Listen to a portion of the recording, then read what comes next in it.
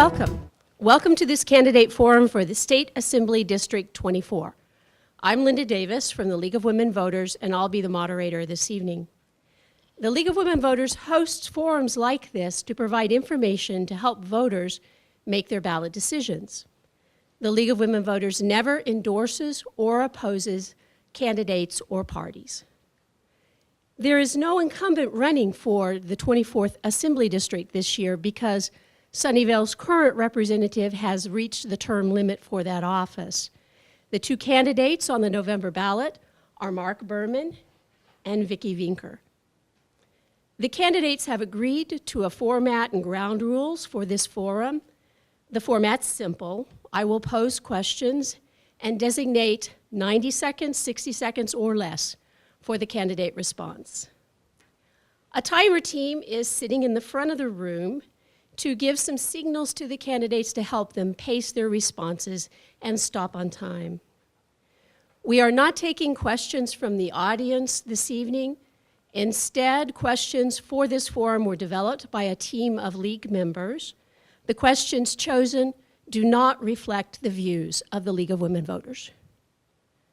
This forum is being videotaped, as you all can see, and will be made available in a few days. You can find this forum video and others, quite a few others, at lwvcs.org. Look for the video links on our calendar listings on our website, or check out the election videos webpage. You go to the elections page and look for videos on the left, and then there's a whole page of all of our event videos on candidates and measures. The ground rules ask the candidates not to use recordings of this forum for campaign purposes. We also encourage the audience not to record the forum because we want it to be available in its entirety. Finally, we ask the audience to refrain from displays of support or opposition. Please hold your applause until the end. And we'll now turn our attention to the candidates. Thank you very much for running for office and for participating in this forum. Your speaking order for the opening question was determined by random choice, and we'll start with Mark Berman. The opening question that we gave the candidates in advance is the following. Could you please tell us about yourself, including what motivates you to serve in the state legislature? Well, thank you very much, Linda, and thank you to the League of Women Voters of Sunnyvale, Cupertino, and for everybody for coming out on a Wednesday night to listen a little bit about why we want to represent this area in the State Assembly. My name is Mark Berman, and I'm running to represent Silicon Valley in the California State Assembly. I grew up in Palo Alto, and whether it was through school or from playing soccer, I made friends from all across the peninsula. Even at a young age, I could tell that many of my classmates and teammates didn't grow up with the same opportunities that I had. We all grew up in Silicon Valley, but the playing field wasn't level. Over the last couple of decades, that playing field has only become more uneven, in effect creating two Silicon Valleys. Those at the top have achieved enormous success, with some CEOs making hundreds of times more than their average employees. But we know that Silicon Valley is made up of more than just venture capitalists and CEOs, and too many residents are living in a drastically different reality. We all have friends and neighbors who teach our friends in our local schools or work in local businesses in our communities, and they can't afford to buy a home here, and the rents that they're paying have increased up to 50% or more over the last 4 years. Too many children grow up in the shadows of large successful technology companies, but go to schools that don't give them the skills they need to one day work at those schools, at those companies right down the street. I've worked to try to bridge the gap between these two drastically different Silicon Valleys. As a member of the Palo Alto City Council, I've led the effort to increase the minimum wage in Palo Alto, and I've also brought community members together to find innovative solutions to our housing crisis.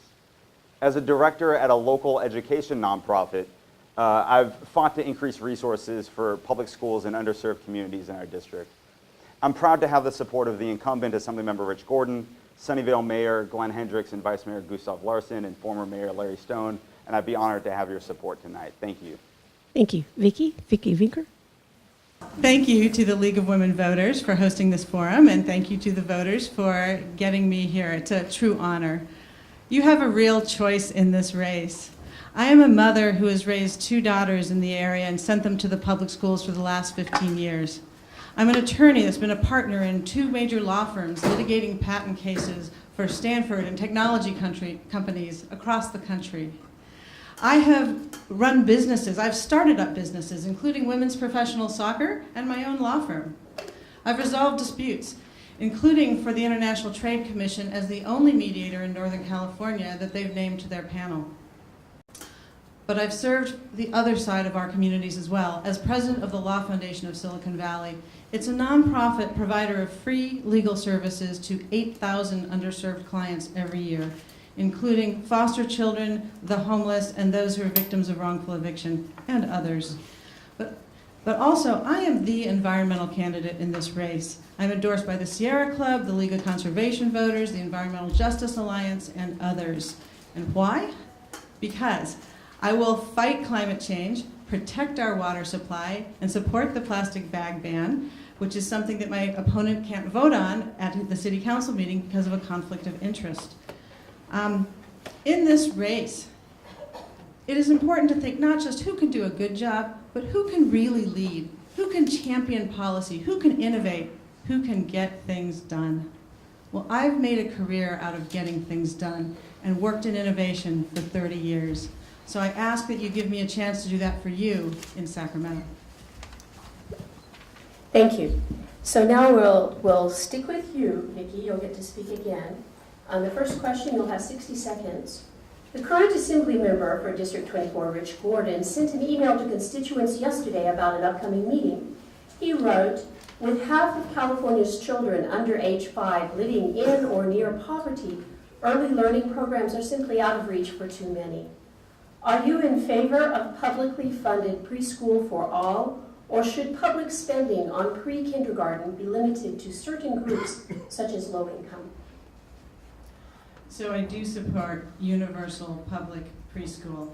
We may have to start with those that are the neediest as we develop the political permission and the funding, but we had a forum on this recently devoted entirely to early childhood education, and we discussed the early child brain development and motor skill development and social development, where a child can end up to 2 years behind in development if they don't have the same kind of preschool opportunities as wealthier children might have. And that's not fair because we have an uneven playing field from the start. And it's just like preventive medicine. You know, if we can get the appropriate educational, preschool educational circumstances for children, then they won't need as many services going onward, and it won't be as expensive as the K through 12 years. So it's something where we should invest early. It's fairer, it's better, it's smarter. Thank you. Mr. Berman?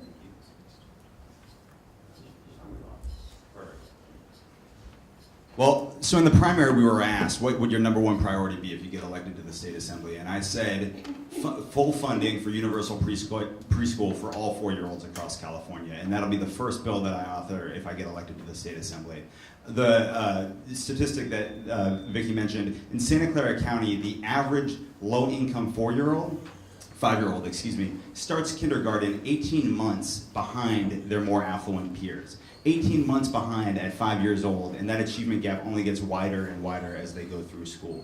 And so the question isn't how can we afford universal preschool for all 4-year-olds, it's how can we not. The return on investment of $1 of high quality preschool is up to $7 to $8.50 throughout the course of that child's life, through less reliance on social services, better jobs, and less likelihood of ending up in the criminal justice system. So this is critically important to make sure that every child starts kindergarten prepared to learn, and I think it's something that we have a moral obligation to do as a society. Thank you. We'll stay with Mr. Berman for the second question. California schools have very high, you have 60 seconds on this one as well. California schools have very high student-to-teacher ratios compared to other states. Why is that, and should we be concerned about that? If so, what needs to be done? Well, I think we should definitely be concerned about it. It's a huge problem, and the student-to-teacher ratio and the disparity between student-teacher ratios in affluent communities and low-income communities is dramatically different. The California student-teacher ratio is 24 to 1, which is 50% higher than the national average of 16 to 1. And 2 weeks ago, I was visiting a school in Ravenswood School District, which is in East Palo Alto and East Menlo Park. And the vice principal of this elementary school told me that they have a student-to-teacher ratio. They started out the year with a student-to-teacher ratio of 25 to 1 in their TK, in transitional kindergarten, which is when the children are youngest and they need the most individual attention possible. This creates disparities. That we've talked about the kind of achievement gap in schools, and this is a huge problem. So I definitely think that research shows that grades K through 3 should have no more than 18 students. We need to get to that level. It's going to take more funding, more classrooms, and more teachers, but it's best for our kids, and I think it's something we should try to do. Thank you. Yes, the student-teacher ratio is too high and it's unacceptable. I looked at those same statistics of 23.4 to 1 and versus 16 to 1 is the national average. So we are well below. That was 2011 to 2012, but I think those are the most recent statistics available. So, but what's interesting is it is a complete reverse correlate with the per pupil spending. So we spend about $8,213 per pupil, whereas the national average is $11,667 per pupil. So it doesn't take a rocket science to figure out how we fix the teacher-student ratio. And it's critically important to get the children the learning and attention they need for the ways they learn, the different ways they learn. And so we're going to have to increase our per pupil funding. I hope you all vote for Proposition 55 to continue the Prop $30, and we'll have to look at other sources as well. Thank you. Next question is on affordable housing. 90 seconds. The high price of housing in this area is making it difficult for people to live here. What can be done at the state level to help create more affordable housing? And Vicki first. Well, we need to first look at what the state has done in the past and how it compares to today. So we used to have redevelopment agencies and redevelopment dollars that we used for affordable housing, and those went away and have not been replaced. So there's been a variety of proposals as to what to do to fund that, but the first thing the state needs to do is to figure out some way to replace those dollars. But then they also need to mandate that we use them in an appropriate way, that the different municipalities are bearing their fair share of the housing, because we do, obviously, we're in a housing crisis. It can't wait. It is urgent. And whereas communities are best at choosing exactly where that housing goes, they need to have the housing, and they need to pay attention to the jobs to housing ratios, because that's what's gotten out of balance.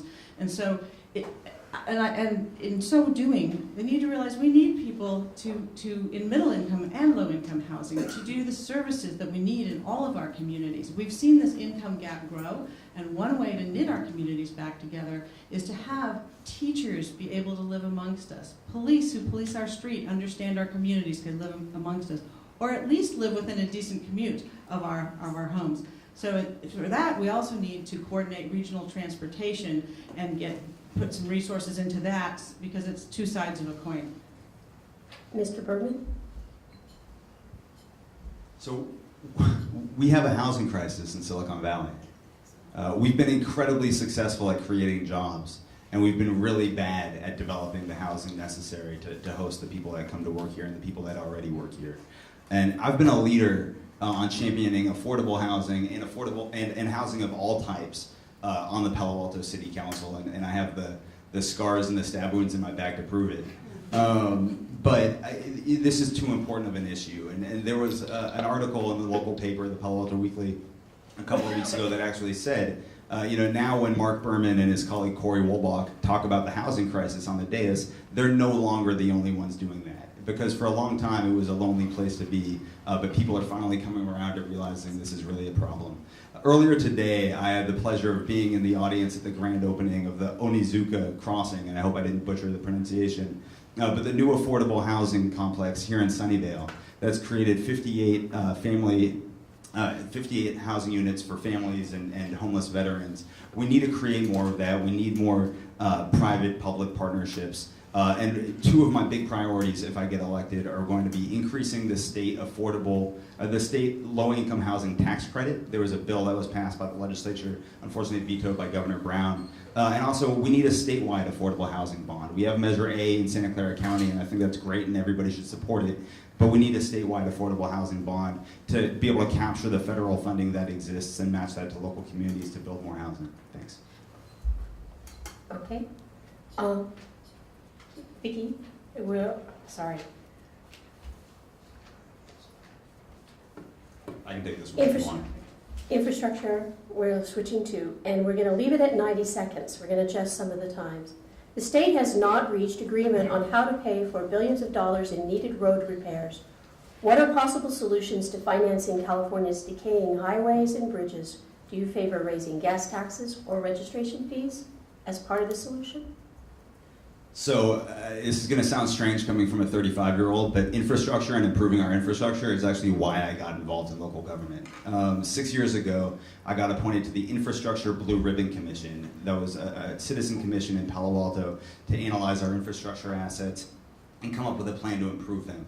When I ran for the city council, I ran on the infrastructure platform, and on the city council, I've been a leader in identifying the funding, setting it aside, and repairing our roads, our parks, our fire stations, our public safety buildings. So now Palo Alto currently has the highest quality roads in Santa Clara County.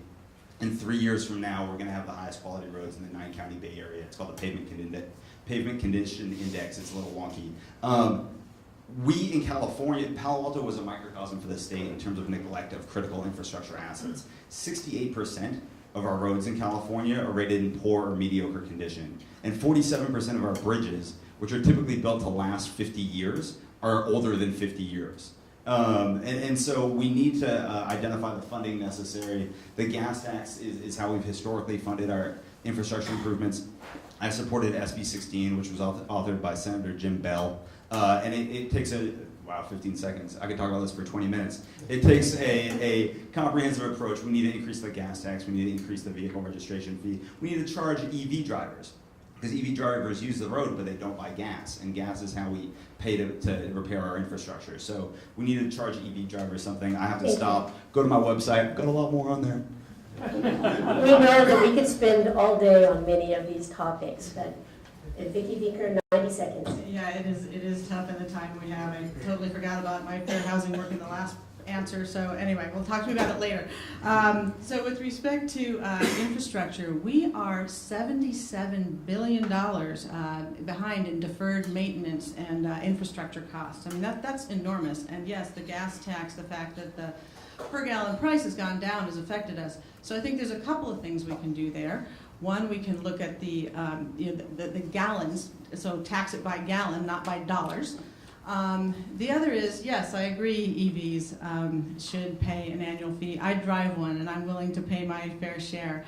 I think we can find a price point where we have that fee on electric vehicles so that we contribute without having it be so high that we deter that. Because of course we don't want to deter that because of the positive climate impact. So we want to encourage that.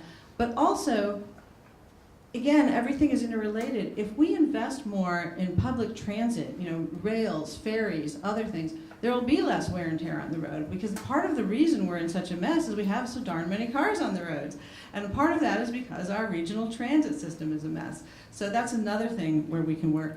But I do think it's important that the Bay Area delegation in the state legislature be of a mind on this to try to affect and protect and improve our roads right here. The 3 Bay Area mayors recently got together to lobby for better, a statewide bond for better bridges and roads, because they realized it's a regional problem. Well, the state assembly delegation should behave similarly to fix this.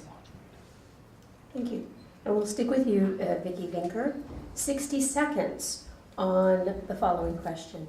What legislative actions are needed to protect our inland and ocean shorelines from the impacts of climate change? In 60 seconds. Well, so Assembly District 24, we didn't talk about, but just briefly, we go from the Bay Shore to the coastline. We have East Palo Alto, we have Half Moon Bay, so we've got water on two sides. So this is an enormous issue for this district.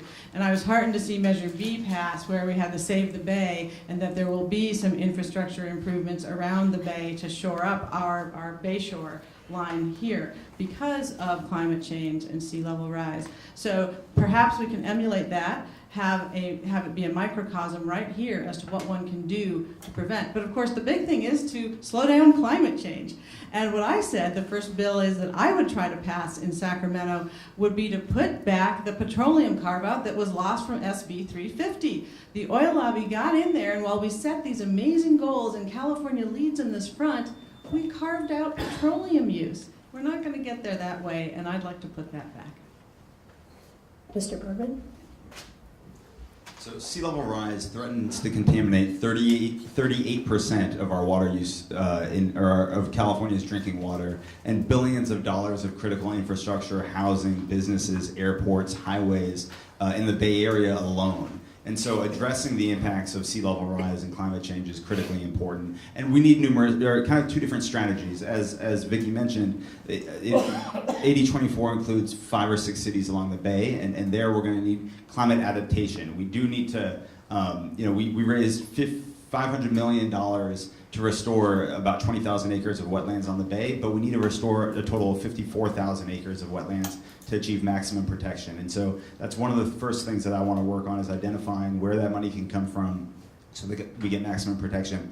On the coast, we need retreat, frankly. The coastal erosion is a serious issue. We see apartment buildings in Pacifica falling into the ocean. And we need to be a little more strategic about how we develop, how we build, how we grow, and we need to move Highway 1 in certain parts along near Half Moon Bay. Gosh, there's a lot more to talk about. Next question, we'll stick with Mr. Berman. Governor Jerry Brown wants to build twin tunnels under the Delta in order to move water from north to south. Concerns about this proposal include the $17 billion price tag and environmental impacts. What is your position on the twin tunnels? 60 seconds. So I don't support the twin tunnels. When it comes to plans for the Delta, I support the co-equal goals of ecosystem restoration and also improving water supply reliability. But the governor's current proposal really stripped out a lot of the ecosystem restoration. The original plan had up to 145,000 acres of Delta ecosystem being improved, and the current plan only has 30,000. So that's just not sufficient. And frankly, this is California. We need to get smarter about how we use our water, how we capture our water, and capturing more rainwater, more water recycling, becoming more efficient in how we use it, encouraging our farmers to become more efficient in how they use their water and water their crops. These are the solutions that I think we need to address the future needs of water in this state, and building really big tunnels that have the possibility of sending even more water down to Southern California. That's just, that's outdated kind of technology, and I think we can be a lot smarter about how we do this. Thank you. Ms. Finker. The other day I was at a campaign event and somebody said to me, if you disagree with Governor Brown on this stuff, you're in big trouble in Sacramento. So I think Mark and I are both in big trouble on this one, because we've said throughout the campaign that neither of us support the twin tunnels, and for good reason. The Bay Delta restoration, the salmon runs, there's already so many problems there. If we have increased salination by increased removal of fresh water from the river, it is an environmental catastrophe. Plus the price tag of $67 billion is not one that we should gamble with for a project of this size. But also the Sierra Club has put out a flyer that has alternatives to the tunnels, and there are many things we can do. We can increase conservation, we can increase recycling, we can just plain stop the leaks and fix our infrastructure once again in our city water supplies and systems. But this valley of innovation is a place where we can do micro irrigation and all kinds of things, make smart grids for water like we do for energy, and we can solve this a different way. Okay, next question. The Public Utilities Commission was faulted by federal investigators as providing lax supervision that contributed to the 2010 gas explosion in San Bruno. What is needed for the Public Utilities Commission to provide oversight of California's utility companies that is competent and done in the public interest? Now, that was a tragedy, and the problem is we have now lost public trust in the commissions and their oversight ability. And so we must find a way to increase transparency and accountability to restore the public trust in a way that the commission can still do its job effectively.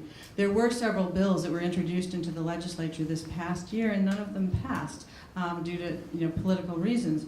One was AB 2903, which I support parts of it. They would have required a director for safety and an ethics ombudsman to represent the public in these meetings. And that's the kind of thing we need. That should not, slow them down in doing their job, but it could restore the public trust. And so it also removed transportation regulation. I don't have an opinion on that portion of it, but we have to do something. And it does concern me that none of these efforts passed. Originally, we were going to talk about the Coastal Commission. It was the same kind of thing. We've tried to do things to further regulate that for transparency, and those efforts haven't gone anywhere either. Mark Berman?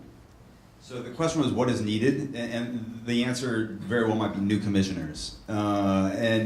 It's really simple. Those who are lobbying commissioners should have the same transparency requirements that those who would lobby legislators, because these commissioners have an extraordinary amount of power, and far too much is done behind the scenes, and cozy relationships develop, and people from industry get appointed to these commissions, both the PUC and the Coastal Commission, and it just creates far too little transparency, and that's how we lose trust as Californians for the process and the veracity of the people who are in these positions. So a couple of laws were actually signed by the governor, and those were incremental improvements, but the major PUC reform was not completed. Assemblymember Mike Gatto from Southern California had a bill to do comprehensive reform, and he kind of got bait and switched, and that did not get even voted on, unfortunately. But a lot of work needs to be done for both the PUC and the Coastal Commission to improve the process. Okay, moving on to the next one. 60 seconds once again. The strong economy is allowing the state to build reserves that will be needed when economic downturns cause shortfalls in state revenue. Do you think the state's current rainy day fund provides enough protection? If not, what more would you like for the legislature to do? So, 60 seconds for talking about the budget, and I want to also fold in tax reform. I think the budget stabilization reserve is critically important. I'm glad we have it. I think it could be stronger.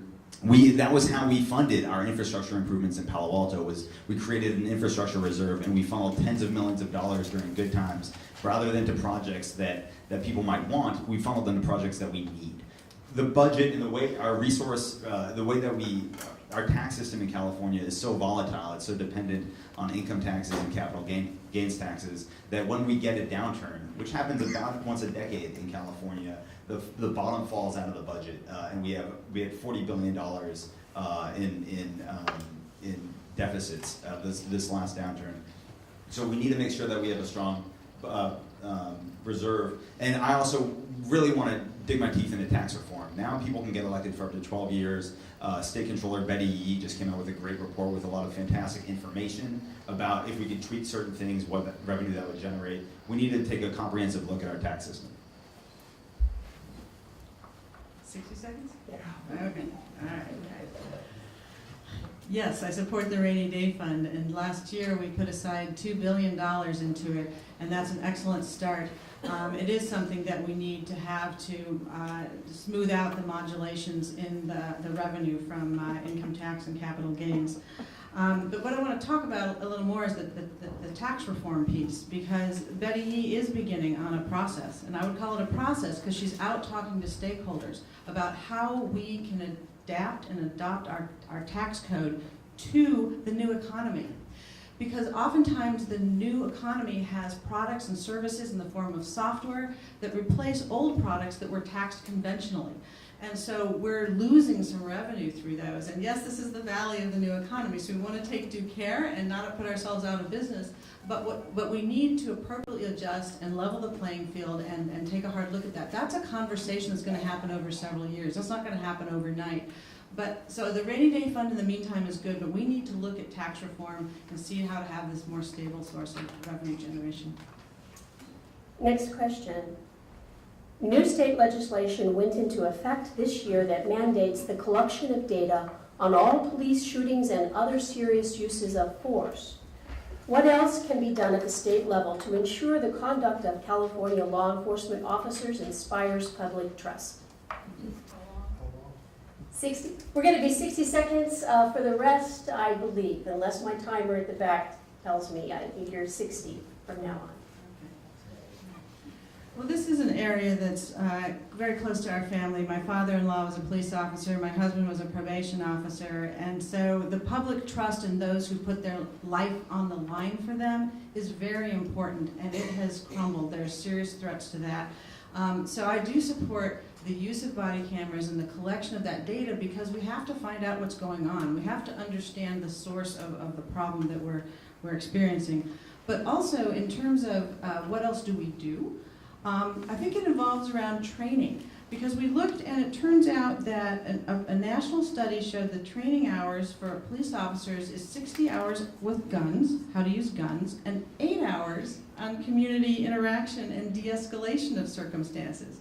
I think we need to work a little harder on how to prevent the need for an officer to use the gun and have that be ongoing training throughout the term of that officer's service so that we can rebuild trust so that officers aren't put in precarious situations so that they're trained how to de-escalate for their own safety as well as that of all of us. So in mid-July, I attended a regional town hall on racial justice at a church in East Palo Alto, where community members and the police and faith-based leaders came together to talk about issues of racial justice in public safety. And it was eye-opening to me, talking with parents, talking with youth that were there about the experiences that they've had. And you know, we really need to invest in community policing in California. Certain communities do it better than others, but investing in better research and police training will also create greater understanding between the public safety officials and people in our communities.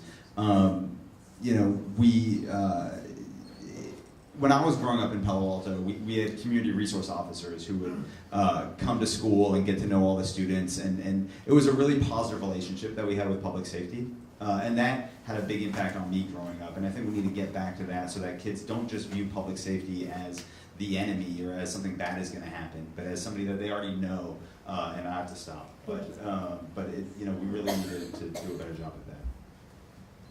Okay, and just for the sake of the candidates, we are skipping the next question. I didn't like that question. What are your goals? And we'll start with Mr. Berman. What are your goals for a first term in the state assembly? What would you do in your first 90 days? And what committee assignments would you seek? So, is 30 seconds or 60 seconds? We're giving you 60. 60, all We're giving right. you 60. So first term, introduce and hopefully pass legislation to fully fund universal preschool, like I mentioned earlier. That's really a huge priority of mine. In the first 90 days, find the bathroom, open an office, hold community meetings in all of the major communities in the district is something that I really want to do, really continuing the campaign essentially.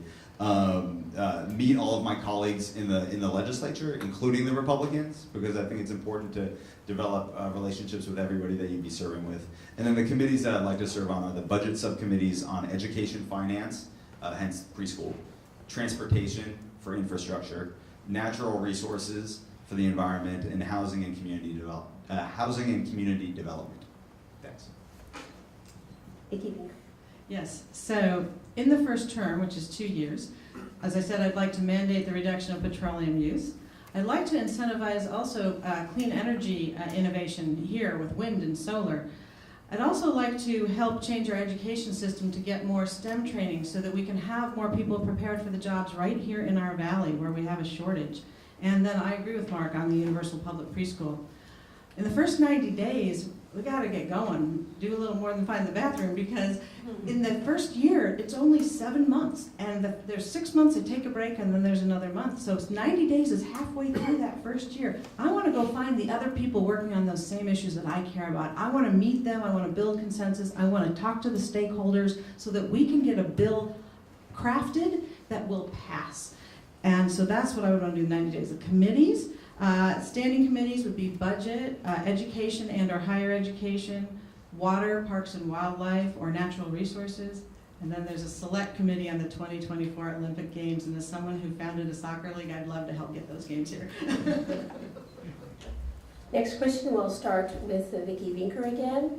Sunnyvale constitutes roughly 30% of Assembly District 24's population.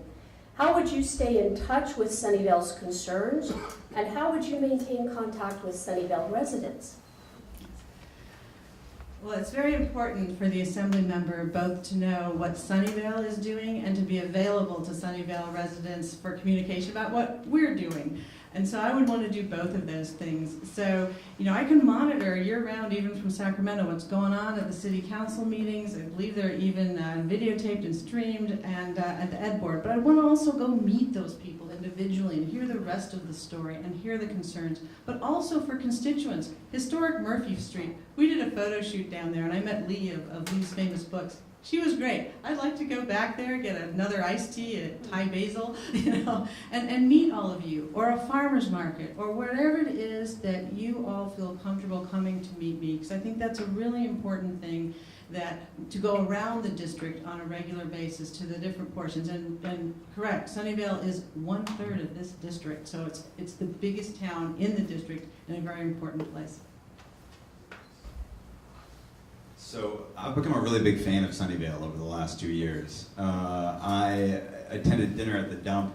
I spent a few hours getting a tour of the Sunnyvale Community Services, getting a better understanding of all the work that they do in the community. I attended the temple opening ceremony and celebration at the Shiv Durga Temple a couple of months ago.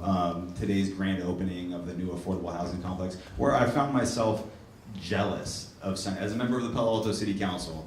I was jealous of Sunnyvale, and I want to give a huge kudos to all the members of your city council, because getting affordable housing developed, I know personally, is not easy.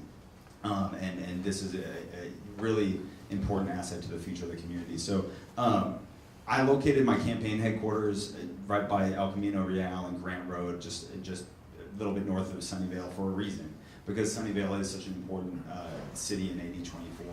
I want to hold regular office hours, attend the farmers markets like I've been doing, continue to correspond with your elected officials that have supported me and those that haven't, and just spend as much time here as I can. Thank you. We'll give the candidates just a minute to catch their breaths before the final two questions. This evening, we're not asking them about their campaign donations, but you can look up that information on votersedge.org. The bookmarks were shown to you earlier. That's the League of Women Voters election information website. For all of the federal and state candidates on your ballots, you can go to Voters Edge and find really comprehensive and well-organized information about their campaign finance. So now we're going to turn to a question that we gave the candidates in advance. The last two questions we gave them in advance. And this question gives them an opportunity to address something that we didn't ask them about tonight that they really want to tell you. So we're starting with Mr. Berman. And the question that you had is, would you please state and answer a question you wished you had been asked? So I love that question, first of all. And the question that I would state is, what is your vision for the future of Silicon Valley and California? And my answer would be, there's no way I can answer that in 60 seconds. And so I want to use this as an opportunity to encourage everyone to go to my website, go to both of our websites, and look at our plans, the policy positions we've put forth. We've created Silicon Valley 2028, because whoever gets elected to serve in this seat can serve up to 12 years. And I've laid out in 8 or 9 different issue areas what I would want to get accomplished, what I have already accomplished in the community, and what I would want to get accomplished by 2028. That includes universal funding for preschool. That includes achieving the governor's goal of 50% reduction of petroleum usage by 2030. Let's get to there 2 years earlier. That includes a statewide affordable housing bond. That includes so many other housing issues, transportation, improving our east-west transportation across the Bay. So take a look. It's voteberman.com is my website, and it's SV 2028, Silicon Valley 2028, where we put all the information up there. Thanks. So I've been on the campaign trail for over a year, and there's a suite of issues that I never get asked, and they tend to be disproportionately affecting women. These include reproductive rights, childcare, public safety, such as gun safety and campus sexual assault, equal pay. I didn't get asked them again tonight. So my real question is, why not? Why don't they make the agenda? Who's setting the agenda?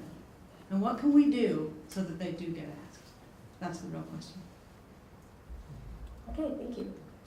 It's time for the closing question, and Vicki's the first to respond.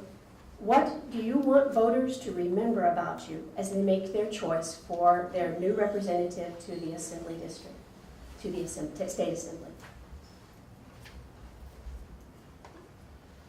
So what I'd like you to remember is that I am the environmental candidate. In addition to the major organizations that I mentioned, I'm also privileged to have the endorsement of Senators Byron Scher and Senator Fran Pavley, and our local hero, Lenny Roberts, on the environment.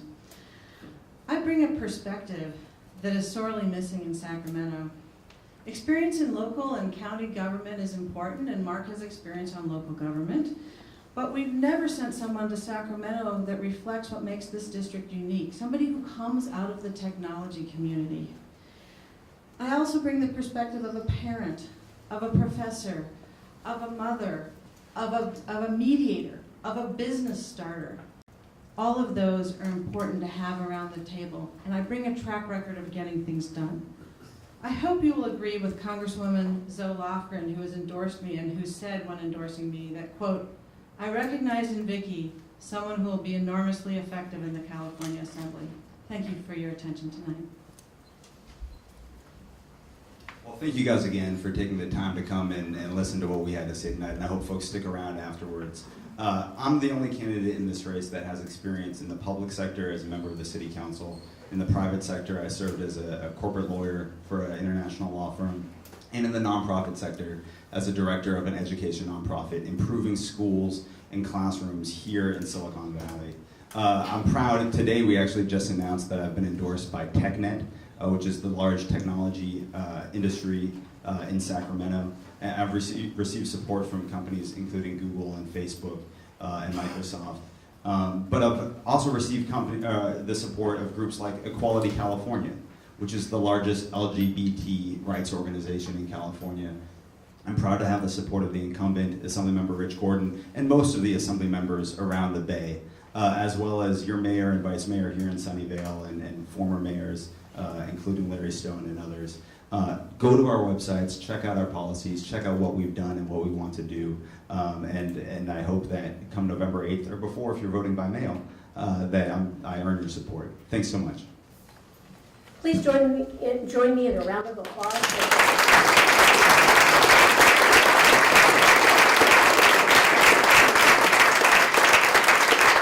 Thank you so much for joining us here tonight. The candidates will be here until just shy of 9 o'clock because we all have to be out of the library at 9 to talk with you individually. They've also placed some of their campaign literature on the back of the table. A big thanks to the Sunnyvale Library for hosting this forum and to KMVT Silicon Valley Community Media for creating the forum video.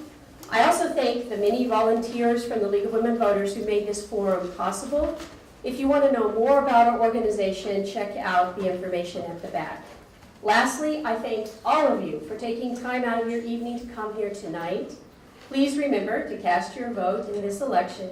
Good night.